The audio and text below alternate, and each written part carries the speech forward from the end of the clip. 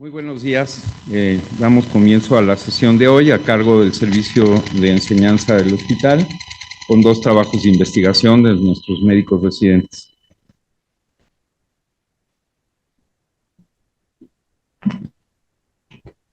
Bienvenidos a nuestra sesión general del hospital. Como cada segundo martes del mes corresponde a investigación. El día de hoy tenemos 2 trabajos muy interesantes. Primero me gustaría presentarles con mucho gusto a la doctora Vanessa Mota. La doctora Vanessa Mota es doctora en ciencias, colaboradora de Brimex y está enfocada en el área de la nutrición desde hace varios años. Nos va a presentar su trabajo de investigación. Adelante, Vanessa. Bueno, muy buenos días. Entonces, les quiero presentar este artículo. Nació de un protocolo de investigación que se hizo de manera multidisciplinaria. Yo soy nutrióloga de origen y lo hicimos también con los médicos internos, con el equipo de enfermería, terapia física. Y el título del artículo es Nuevo tratamiento para colesterol HDL con tricosantina y metformina en pacientes con prediabetes. Fue un ensayo clínico controlado. Entonces, les quiero presentar como todo el desarrollo, la parte metodológica, también los resultados.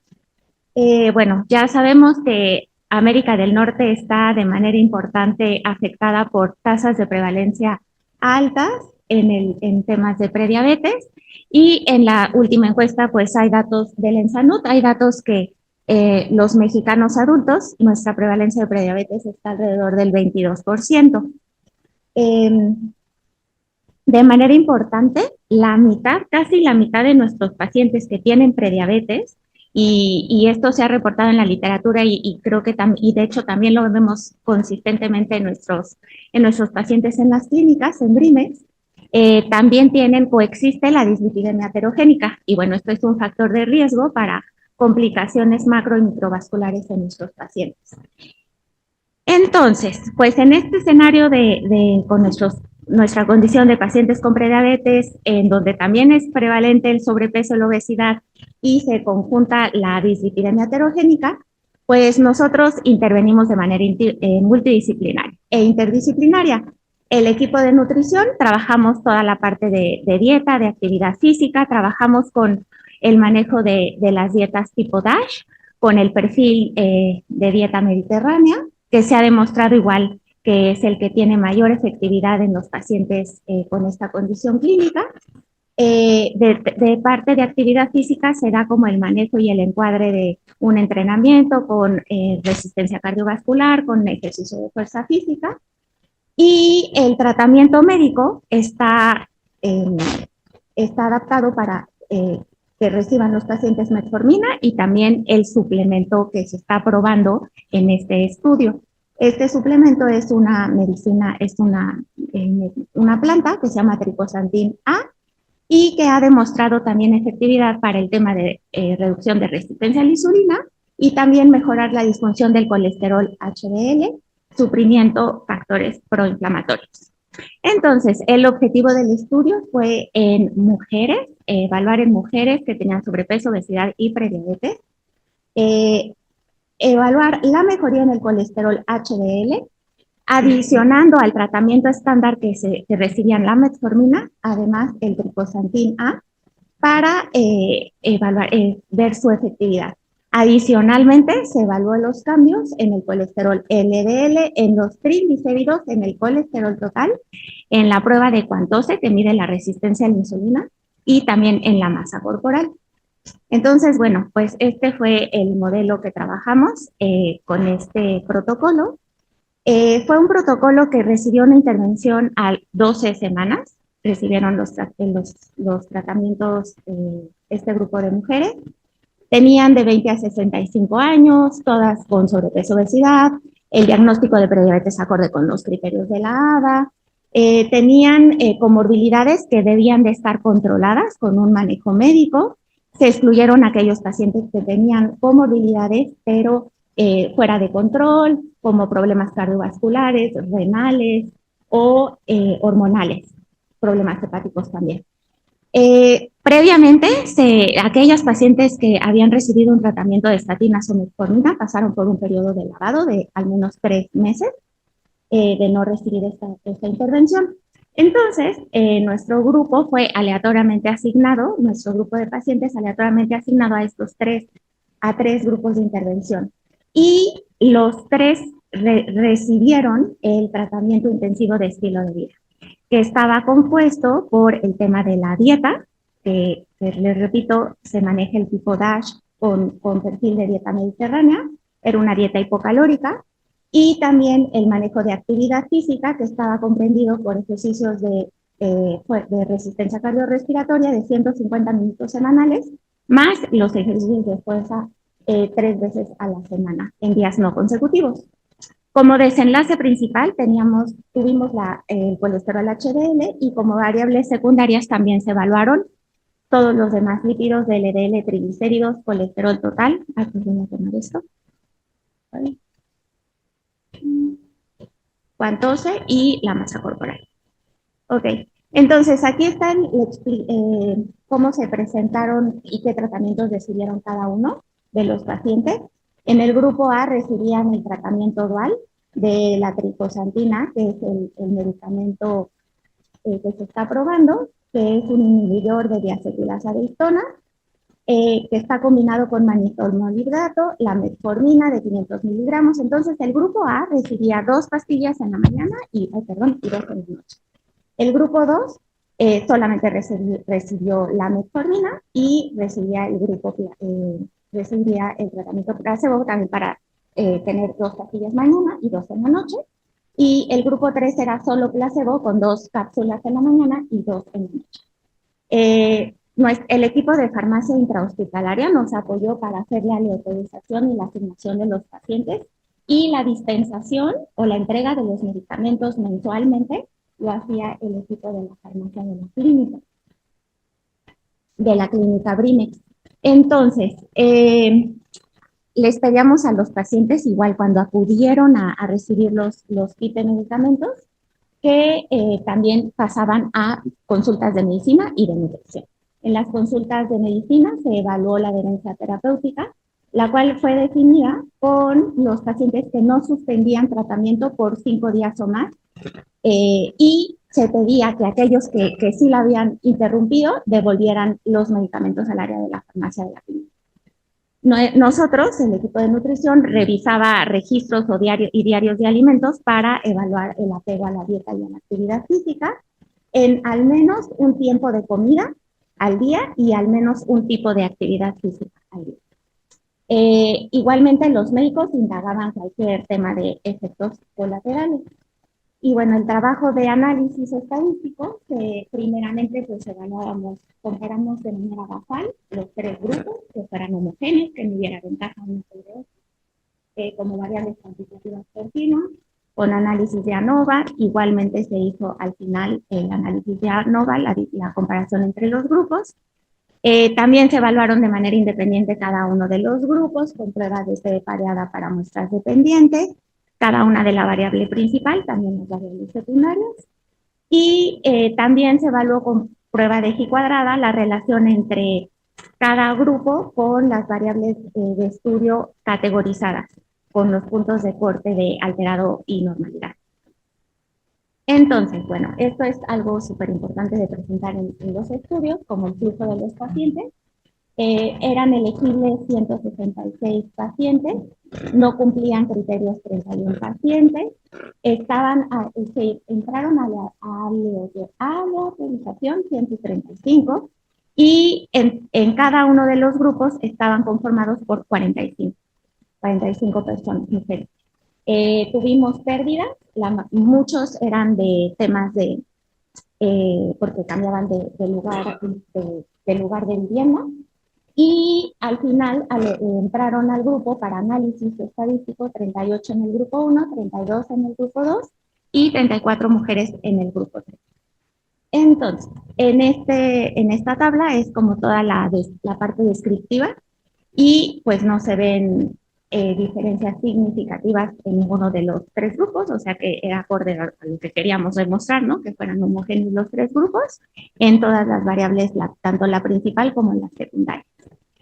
Y posteriormente hicimos el análisis independiente para cada uno de los grupos 1, 2 y 3 en el pre y post, ¿no? Con la prueba separada. Y aquí lo que vemos es el beneficio del tratamiento dual con la planta medicinal, que junto con metformina, que disminuía, aumentaba el colesterol HDL. De manera, esto fue estadísticamente significativo y no significativo, se vio igual beneficio para el grupo de solo metformina, también en el HDL. Aquí también algo que me parece importante igual identificar, que el índice de masa corporal siempre se vio beneficiado para mis pacientes de manera significativa. Fue una reducción discreta, pero bueno, igual bajaron los tres grupos con el tratamiento intensivo de estilo de vida. Y en esta tabla se presenta la comparación de los tipos de tratamiento con las variables categorizadas, clasificadas en alterado y normalidad. Igualmente aquí en este grupo de los pacientes por el HDL se ve que existe relación significativa de acuerdo con el tipo de tratamiento, es decir, que los pacientes se alcanzan a percibir diferencias importantes en cómo se organizan dentro de cada una de las casillas de los tipos de tratamiento. Para el resto de las variables, igual no se alcanzaron diferencias significativas, pero sí en el HDL. Una de las limitaciones de este estudio, he de decir que fue el tema de la pandemia.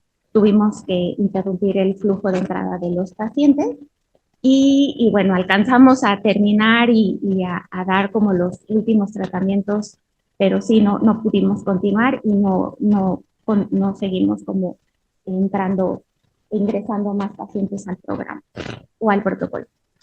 Y bueno, como conclusión, de acuerdo con la historia natural de la enfermedad en los pacientes con prediabetes, es un hallazgo constante ver que los pacientes también transitan con colesteroles altos, con dislipidemias heterogénicas, debajo de los rangos deseados. Y en este estudio, que tiene también, además del estilo de vida, una intervención farmacológica dual, se puede, de metformina junto con el inhibidor de diacetilasa distonas, que es el tricosantinal A, que es la planta medicinal, se puede observar que aumenta el HDL de manera significativa. Entonces, pues, esto es algo favorable para nuestros pacientes para reducir su riesgo cardiovascular. Y eso. Están igual todos invitados a participar en estos programas de investigación, protocolos. Son bienvenidos y son recibidos. Muchas gracias, doctora. Yo primero quiero felicitarle. Estamos hablando de un ensayo clínico aleatorizado controlado con placebo en la Colonia de las Américas. Entonces, yo primero quiero resaltar la calidad del trabajo. Segundo, doctora, en ensayos como el Júpiter, 17,000 pacientes se necesitaron para mostrar un impacto de la rosuvastatina en colesterol. Usted tiene 150 y se queda con una P significativa, ¿no? O sea, fueron 2 miligramos, pero es significativo. Yo quisiera preguntarle a usted, doctora, ¿cómo interpreta este tipo de desenlaces como disminución del HDL en los ensayos clínicos? Sí, igual, o sea, sí, son discretos los cambios, pero igual son importantes al ser una muestra pequeña. Teníamos un cálculo de muestra, llegamos a una tercera parte, teníamos un cálculo de muestra de 100 pacientes por grupo y bueno, nos quedamos con una tercera parte, pero sí con las ganas de poder continuar, ¿no? Y quizá reabrirlo más adelante. Vamos a abrir el foro para preguntas aquí en Observatorio Santa Fe y en Zoom. Por favor, doctor Volper.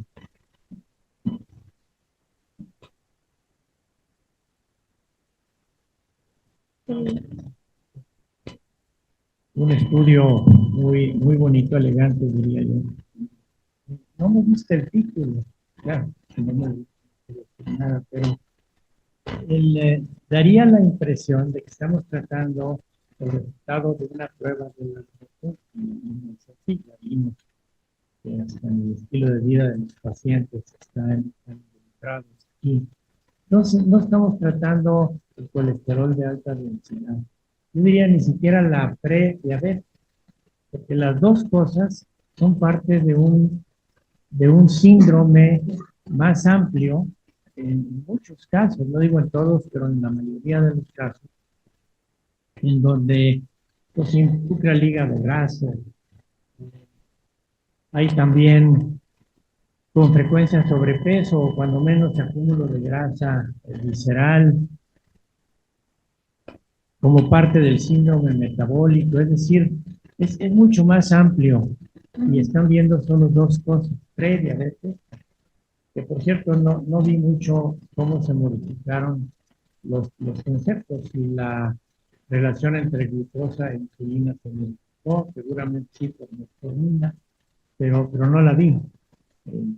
Tampoco estamos tratando, quiero insistir en esto, un colesterol de alta densidad.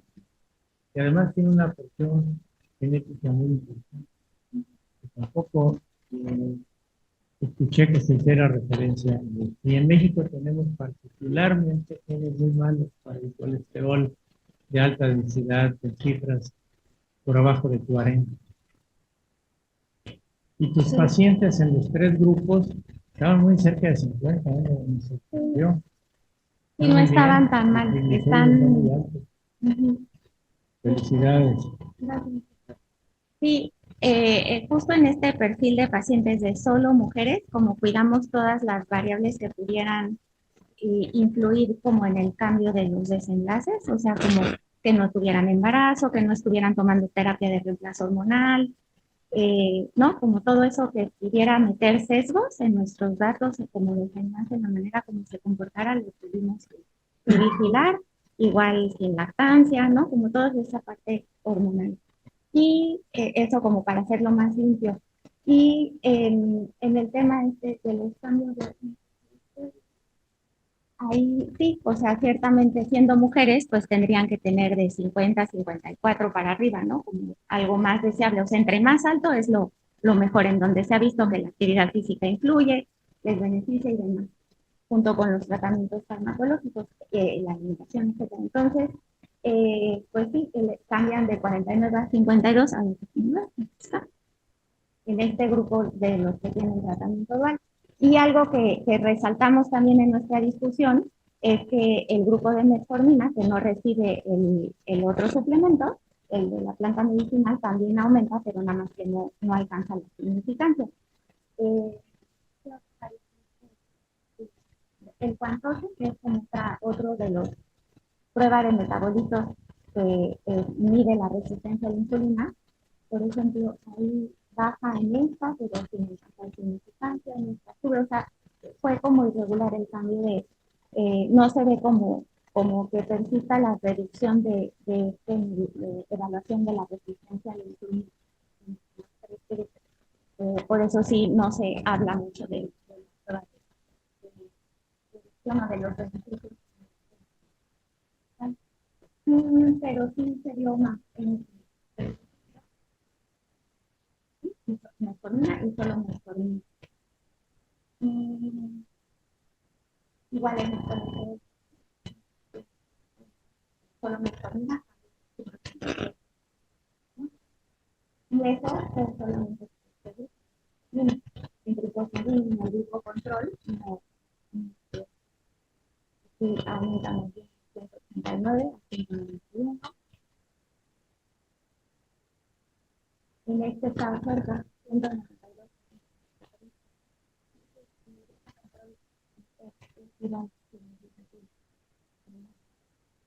Así se movieron los datos. Sí.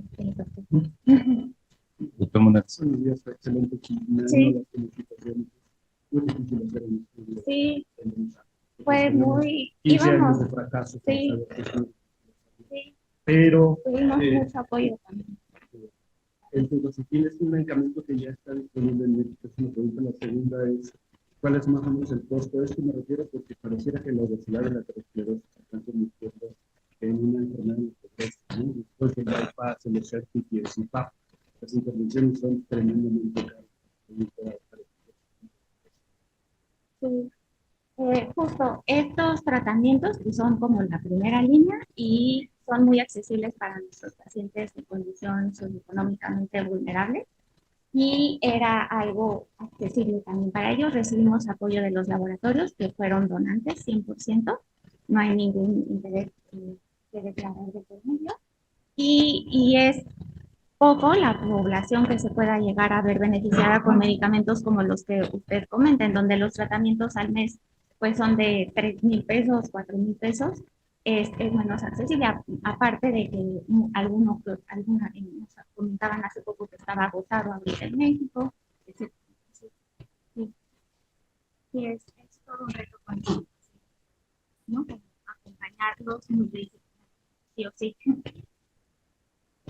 ¿Alguna otra pregunta? ¿Aquí en el observatorio, en Santa Fe o en el Zoom? Si no es así, Vanessa, te felicito. Muchas gracias por aceptar la invitación.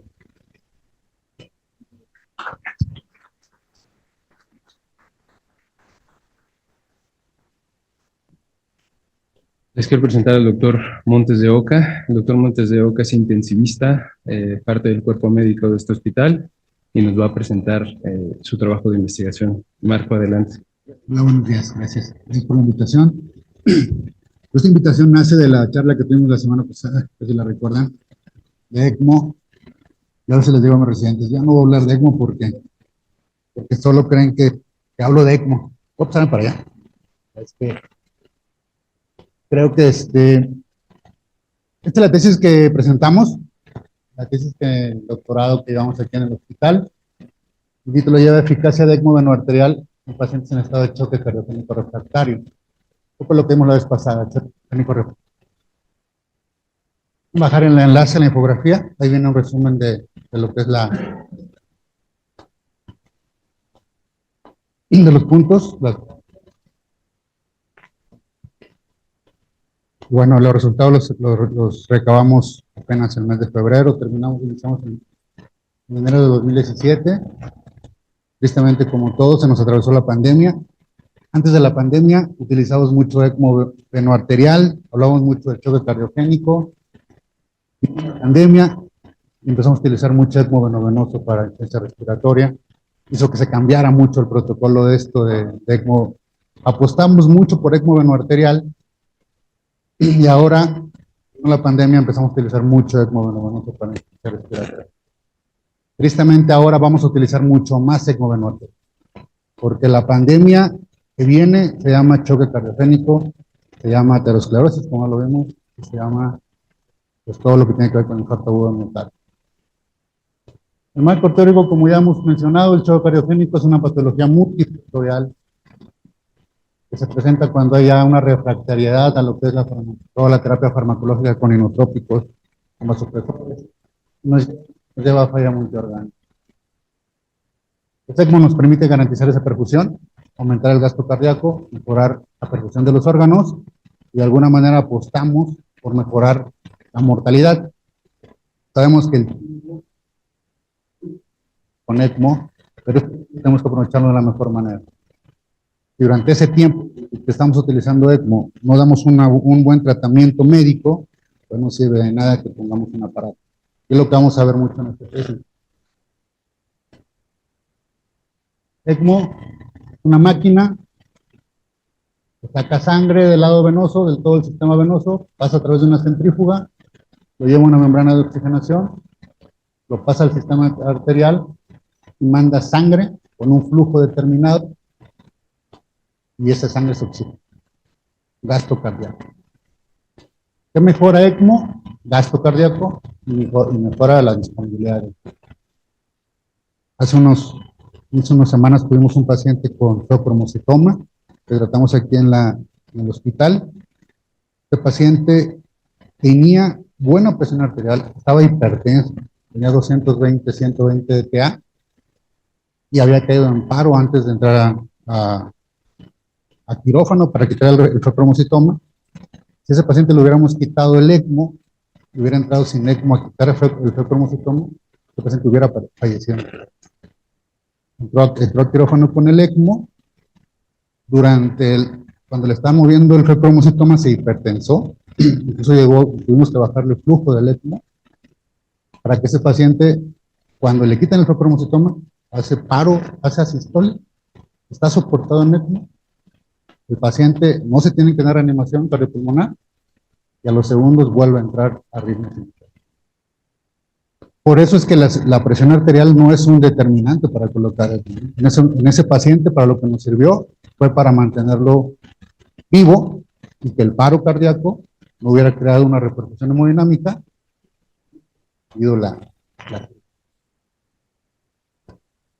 Vimos en la tesis choque cardiogénico refractario, índice cardíaco menor de 2.2, con dopamina mayor de 10 gamas, norepinefrina mayor de 0.5 microgramos, adrenalina mayor de 0.1, probutamina mayor de 10 gamas, migrona mayor de 0.5 gamas. Hipoperfusión, con oliguria menor a 30 por kilo por hora, enfermedades frías, alteraciones del estado mental y lactato sérico mayor de 2 en el equivalente. ¿Cómo definimos qué es la escala de Intermax? La escala de Intermax nos habla en qué momento vamos a colocar nosotros un sistema de apoyo circulatorio o ventricular en el cual el paciente puede tener estos datos: un choque cardiogénico crítico, un deterioro rápido de la función renal, del estado hemodinámico como tal, y un estado de hipoperfusión. Vamos a colocar en ECMO a los pacientes que están en esta escala: Intermax 1, Intermax 2. Intermax 1, inestabilidad hemodinámica, pese a dosis altas de vasopresores, ¿no? Y o soporte circulatorio mecánico, como puede ser incluso un balón de contrapulsación, y que el paciente esté en hipoperfusión orgánica. Intermax 2, pacientes con soporte inotrópico intravenoso, con cifras aceptables de presión arterial y deterioro rápido de la función renal o signos de congestión pulmonar. En esta escala iban a entrar los pacientes. ¿Por qué no en esta escala 3? Probablemente porque en esta escala la dosis de vasopresores o inotrópicos aún no era una dosis muy alta. Esto nos habla de la incidencia a nivel mundial. Pacientes que se utilizó ECMO veno arterial a nivel mundial en el 2023. Pacientes adultos con problemas cardíacos. A nivel mundial se han colocado en este año 1.721 pacientes en ECMO veno arterial y la sobrevida ha sido del 50%. Y ustedes dicen es un volado, pues es un volado, pero si esos pacientes no se hubieran colocado en ECMO, la sobrevida era del 10%, o menos. ¿Y qué estamos haciendo en América Latina? Tristemente en América Latina, primero, no recolectamos datos, no tenemos una buena estadística, y lo que es Colombia, Chile, y muchos casos los hemos reportado también aquí del hospital, y se han levantado las hechos, que esto quiere decir que hay casos que se han reportado que están aquí en nuestra tabla. Ha habido 37 pacientes y la sobrevida ha sido de 48%. Podemos decir que es baja, podemos decir que es un poco más baja comparada con lo que está a nivel. ¿Cuál es el objetivo del estudio? Pues, como veno arterial con MAX 1 y 2, la mortalidad a 21. Con las siglas PECO, pacientes adultos con estado de choque refractario, ECMO veno arterial contra manejo convencional, como lo vemos aquí en la diseño arquitectónica, pacientes en choque refractario, comparando ECMO veno arterial con tratamiento convencional, igualamos mortalidad de sobrevida que era el descenso. La hipótesis como tal: la intervención de ECMO veno arterial en pacientes en estado de choque refractario disminuye la mortalidad en relación a pacientes con. Como vieron, es muy difícil llegar a como vamos a ver más de la cantidad que tenemos que recolectar para la muestra. Yo trabajo en estos dos hospitales: Centro Médico Nacional del Siglo XXI, en la unidad de cardiología, en la unidad postquirúrgica de cirugía cardíaca, y aquí en el hospital ABC. En el hospital ABC incluimos los dos hospitales. ¿Okay? Recolectamos a esos pacientes de enero de 2017 a febrero del 2024. Se atraviesa la pandemia. En pandemia fueron menos casos que se pusieron, aún así sí hubo casos en ECMO, pero no entraron dentro de estos como tal, como dentro de los criterios, porque esos pacientes, muchos de ellos tenían problemas respiratorios y agravaban más condición de ese estado. Los criterios de inclusión, pacientes adultos de 18 a 65 años en estado de estado cardiogénico en la escala de Intermax 1 y 2. De no inclusión, pues aquellos pacientes que se salían fuera de esta escala, que tenían un daño neurológico irreversible, una enfermedad terminal, cirrosis hepática, cáncer, etcétera, que habían estado en paro cardíaco no presenciado, insuficiencia aórtica grave, que es una contraindicación para colocar. Paro cardíaco no presenciado, ¿por qué? Porque hubo pacientes que estuvieron en paro y sí se colocaron en ECMO, pero fueron paros presentes. El tamaño de la muestra, pues valoramos sobrevida, una supervivencia estimada de 30 días, que es lo que reporta la literatura. La mediana de los pacientes en ECMO fue de 68%, la supervivencia de la mediana de los pacientes con tratamiento convencional fue de 28%, la proporción de pacientes en tratamiento en ECMO 68% y la proporción de pacientes en tratamiento convencional 28%. Por lo tanto, medimos una prevalencia del 70%, un 1 alfa de nivel de confianza del 95% y 1 beta del 80%. La fórmula que ampliamos y los pacientes que nos tenían tamaño de muestra era 31 pacientes para manejo convencional y 31 pacientes para manejo con ECMO. Esta es la estadística, la población muy homogénea. Corporal. Ahorita vamos a verlo con las gráficas, los datos demográficos. Lo único que varió la diferencia fue el índice de masa corporal. Lo demás, la edad se cae medio homogéneo en cuanto a mediano. Y categorizando en cuanto a sexo, en cuanto a daño. Hubo diferencias significativas entre ambos. Aquí vamos a comparar los pacientes con el gasto cardíaco, de los pacientes con tratamiento convencional y los pacientes con ECMO. En estas gráficas, cajas y bigotes, vemos las medianas, que también eran muy similar del gasto cardíaco.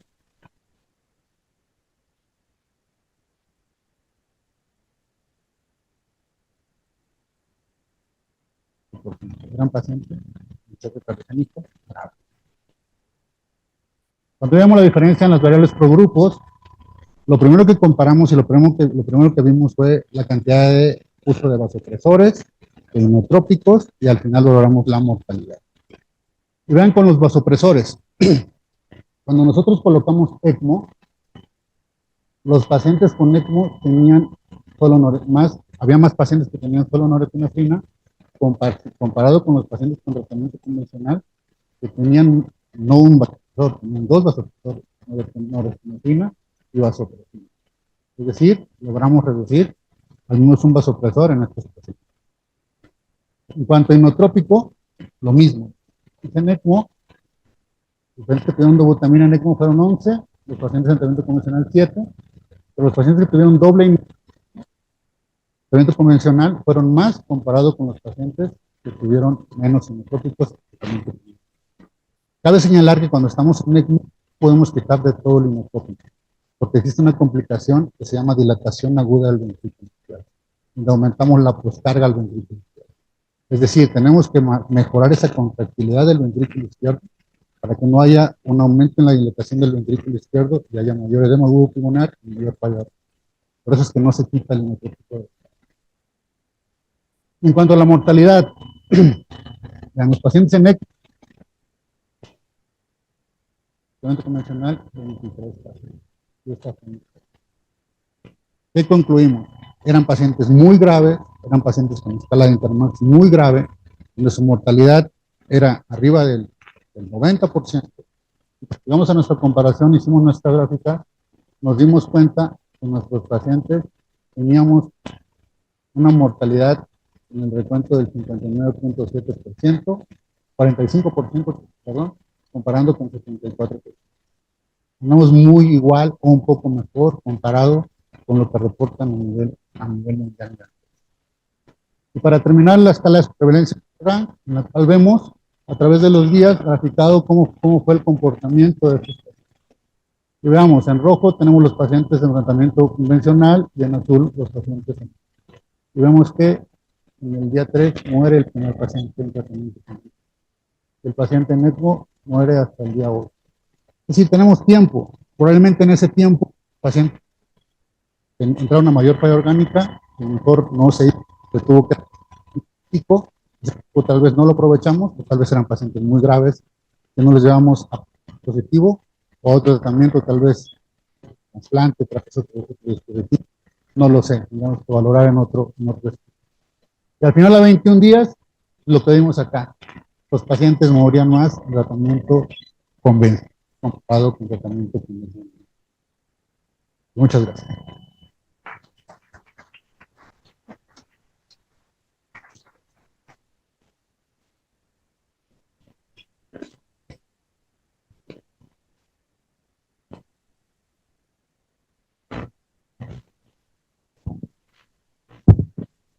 Muchas felicidades, doctor.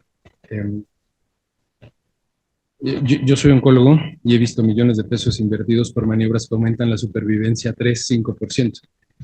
Estamos hablando de una maniobra que aumenta la supervivencia en un 30% de los pacientes, ¿no? Creo que la conclusión, una de las conclusiones que necesitamos, más ECMOs. Doctor, yo quisiera felicitarlo primero por este esfuerzo multicéntrico y quisiera hacerle una pregunta al respecto del brazo comparador. Hay sesgos inherentes a hacer un trabajo retrospectivo. El brazo comparador, yo quisiera preguntarle cuál fue la razón de no entrar a ECMO. ¿Es porque estaban muy bien y entonces esperaron a que saliera sin ECMO? ¿O es porque estaban muy mal y entonces decidieron no invertir el esfuerzo del ECMO en ellos? ¿O es porque no tenían recursos para no entrar en un ECMO? Y la verdad es que esto fue un estudio corte retrospectivo, como bien pueden ver. Nosotros recabamos los datos de lo que ya había pasado. ¿Qué nos está pasando actualmente en México? Somos una población de 140 millones de mexicanos, y la verdad es que estamos teniendo 1-2%, menos de 1% de esta tecnología en toda la población. Creo que no está entrando en este algoritmo de lo que mencionamos la semana pasada, del código. Muchos dicen, pero es que se mueren. Sí se mueren porque les agarramos muchas veces. Primero, si no educamos a la población a entender que los debes de poner antes de que entren a estas escalas tan graves de severidad. Por ejemplo, hay pacientes en tratamiento convencional que de repente salen de la escala de Intermat y se van, quedan fuera de tratamiento. Un paciente ya tiene más de 3 o 4 fallas orgánicas, probablemente ya sería poco ético meter a un paciente ético. Y aún así, hay gente que los mete, ¿no? Entonces, bueno, vamos a meterlo y vamos a ver qué pasa. Y probablemente esos pacientes por ahí pudieran mejorar. Esa es una. Y dos, el costo. Como todas las tecnologías cuando van entrando, lo hemos visto con Prisma, ¿no? Con diálisis continua. Creo que ahora lo estamos viendo con esto. La tecnología sigue siendo tal. Y el otro sistema de salud no ayuda. El sistema de salud en México, creo que a nivel público, solo el Centro Médico, siglo XXI, Ignacio Chávez, creo que el INER, creo que son nuestros hospitales en la ciudad, y creo que en el país que tienen, pues son muy pocos comparados con los que hay a nivel nacional. Yo creo que es por eso que muchas veces a lo mejor son 60 pacientes, o sea, tampoco es que hablamos de un tamaño de población muy grande. Nos da una idea a grandes rasgos de lo que viene, pero efectivamente pasa lo mismo con Prisma. Seguramente cuando empezamos a utilizar esto, digo, no lo quiero comparar porque no es lo mismo, pero cuando empezamos a utilizar esta tecnología, había muchos errores, ¿no? La máquina se robó el paciente sangraba, pero ahora nos hemos vuelto expertos. Y es lo que no nos hemos vuelto en el país todavía. En el hospital, la verdad es que yo puedo decir que ya lo somos, ya tenemos mucha experiencia, pero creo que podemos hacer más. Gracias, doctor. ¿Alguna pregunta en observatorio? Santa Fe del Sur.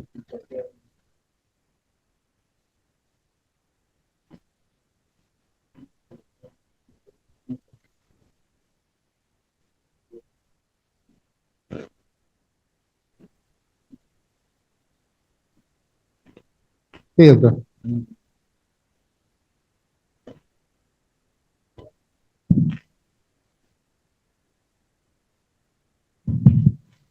Excelente.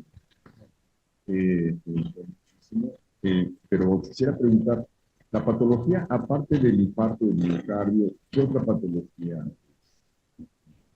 ¿Y qué porcentaje de pacientes trataron en el centro médico? ¿Qué porcentaje? La sobrevivencia de allá y la sobrevivencia de Porque pues, hablas de choque cardiogénico, pero no sabemos la patología. Aparte del infarto de miocardio, pues hay otras causas.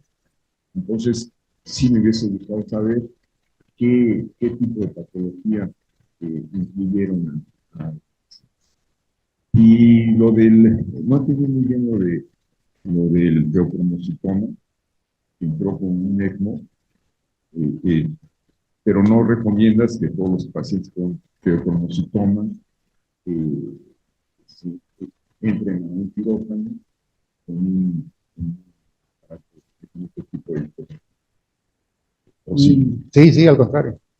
Al contrario, no fue un ejemplo tratando de explicar que muchas veces los signos vitales como tal, una presión arterial alta, en este caso, 220, 120, donde un ECMO probablemente no entraba en el algoritmo de colocarlo, entonces estuvimos tentado a quitarlo antes de entrar al procedimiento.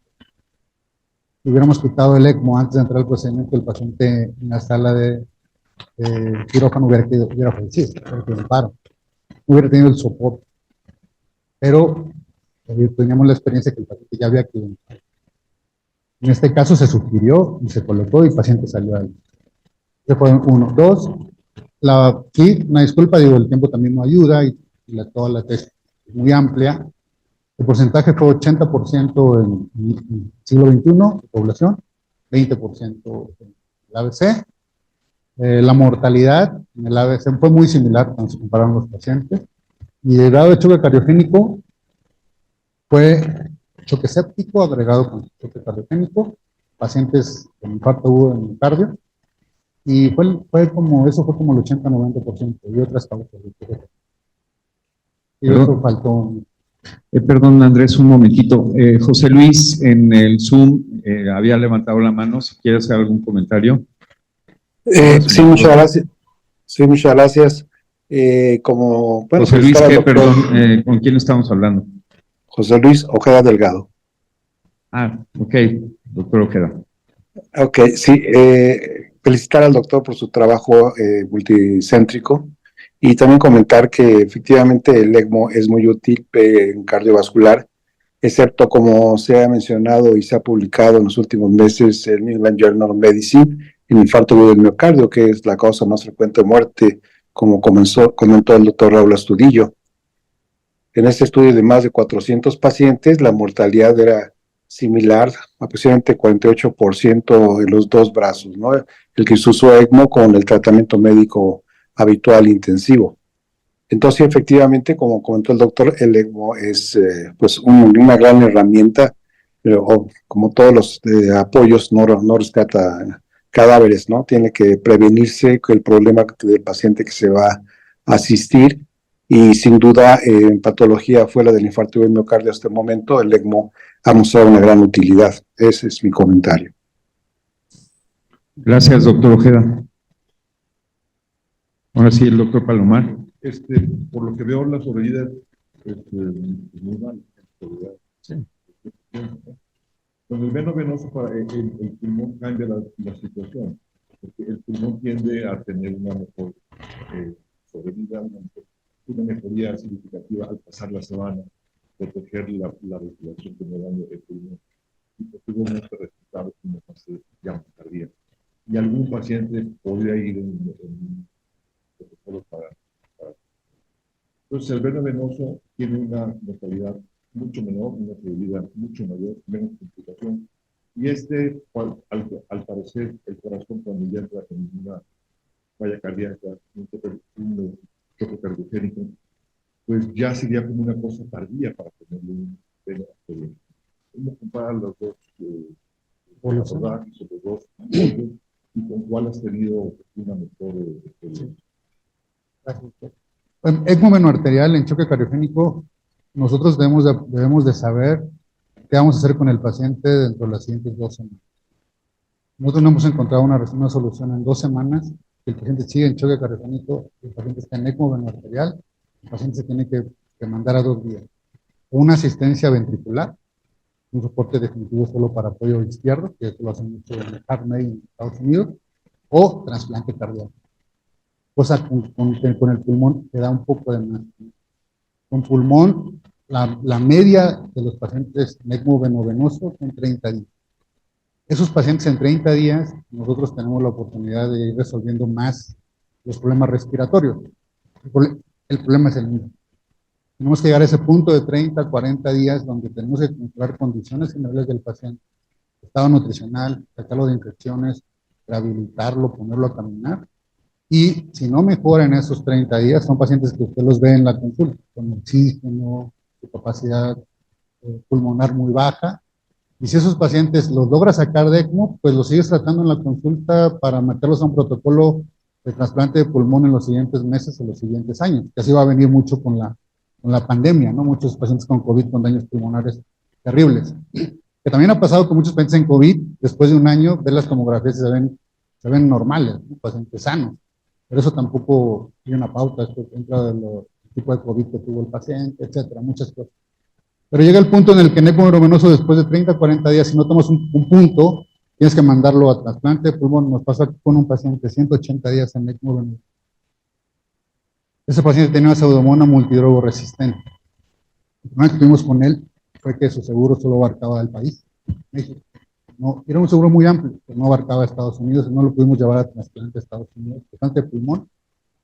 En Monterrey hacen trasplante de pulmón. La verdad es que van empezando. La mortalidad sigue siendo alta, tienen pocos pacientes, pocos casos. Pero eso es lo que nos faltaría aquí en el hospital. Llegar a un puente donde, ¿qué seguiría? ¿Cuál es el siguiente paso?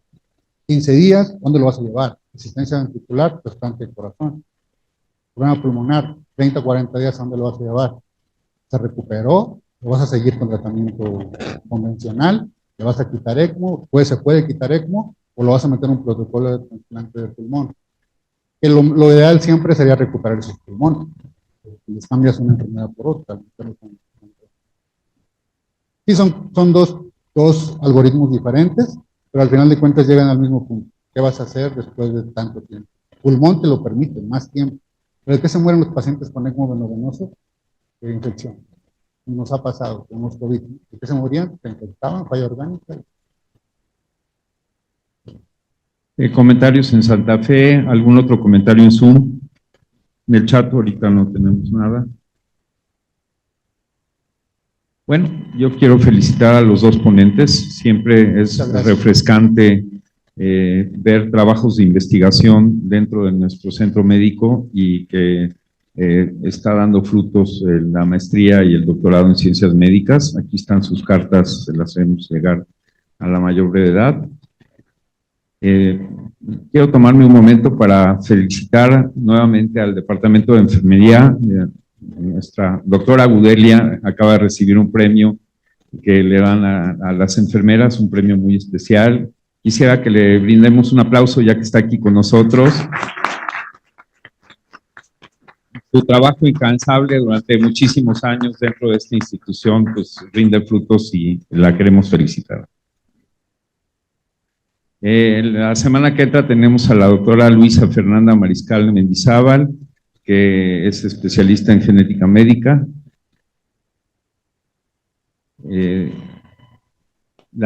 Seguimos con la toma de fotografía durante junio y julio para volver a cambiar las credenciales de identificación. Y eso sería todo por hoy. Tengan un buen día todos.